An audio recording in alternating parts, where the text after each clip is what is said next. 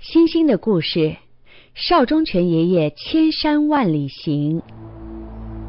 1997年12年前，邵爷爷与几位老乡长们说，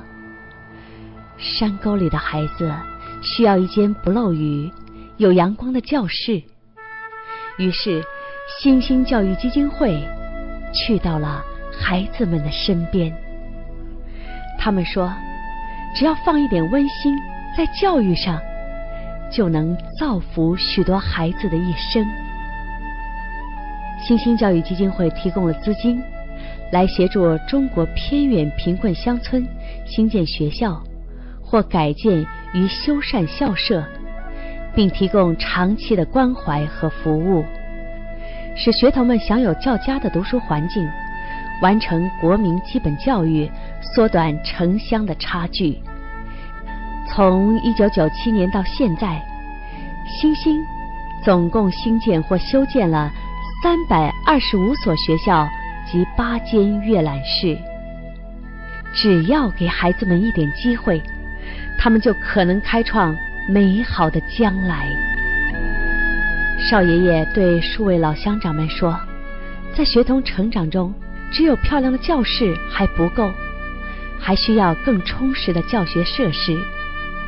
于是星星教育基金会把电脑、图书、体育用品、教具通通送去了。后续基金是由小额的捐款累计而成的，用于援助星星小学，为他们添设教学设施或是师资的培训。每年与库布提诺福伦社合作一人一书图书计划，根据学校大小赠送电脑，与湖南科技职业学院合作英语师资培训，并由美国的华裔子弟义务担任助教，与树华基金会合作赠送奖学金，也依据各新兴学校的需要及配合度申请特殊基金来添置教学器材。星星希望能够持续长期的关怀和照顾学校软体设备，而缩短城乡的差距。邵忠全爷爷把餐厅转让，房子贷了款，于2004年的4月开始展开了他的千山万里行计划。邵爷爷说，每年的5月和9月，我都会专程回国内，就是为了去探访星星325所学校，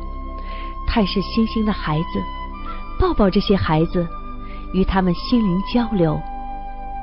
看到因为有学校，有了书读，山里的孩子们才有机会改变，提升生活的品质，让这些孩子有盼望，能够坚强的成长，就是支撑着我继续走下去的最大原动力。邵忠全爷爷常说，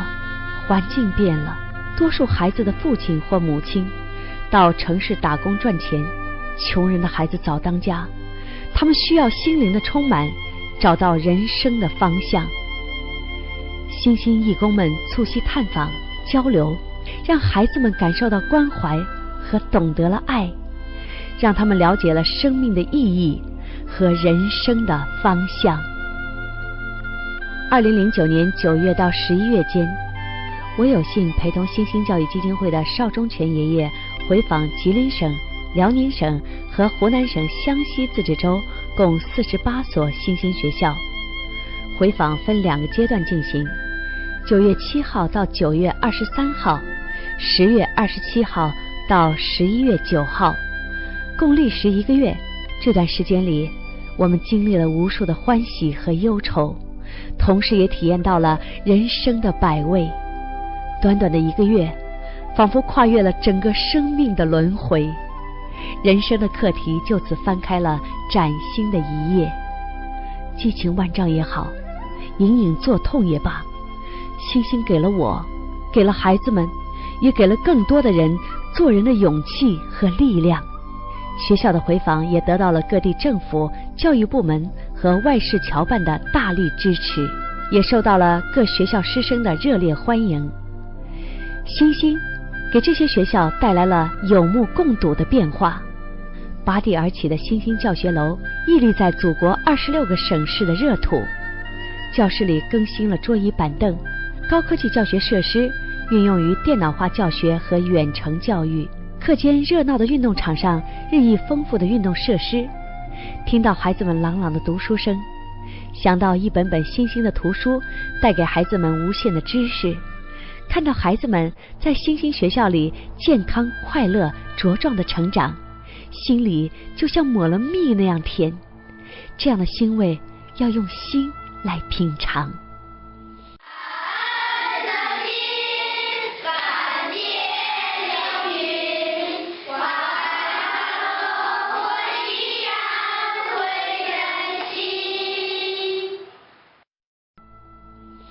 第一次见到少爷爷，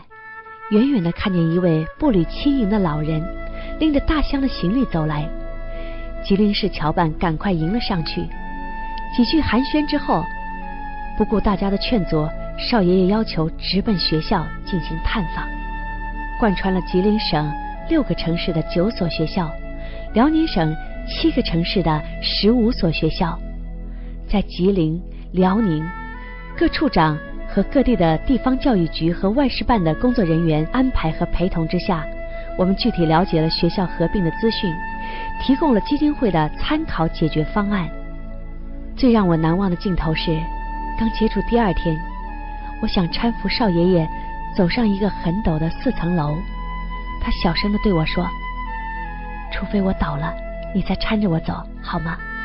我深深地感悟到老人家那份坚强的毅力。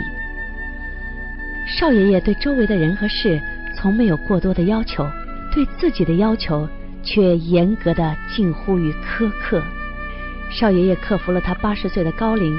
迈着50岁的步伐，怀着一颗年轻的心，用言行来证明，带给孩子们无限生机和希望的新兴人是朝气蓬勃、积极向上的。